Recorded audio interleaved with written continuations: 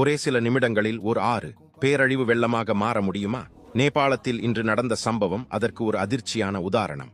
நேபாளம் Tibet எல்லை பகுதியில் உள்ள மலைப்பகுதியில் ஏற்பட்ட மிகப்பெரிய சரிவு ஆற்றின் நீரோட்டத்தை திடீரென அதிகரித்ததாக தகவல்கள் வெளியாகியுள்ளன.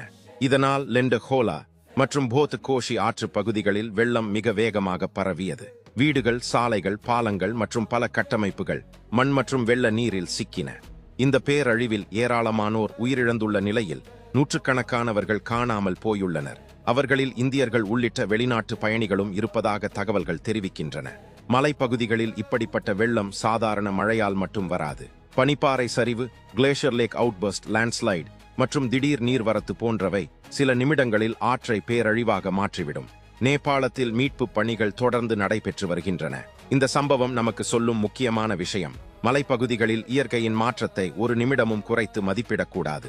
இந்த செய்தி உங்களுக்கு முக்கியமாக இருந்தால் ஷேர் பண்ணுங்க.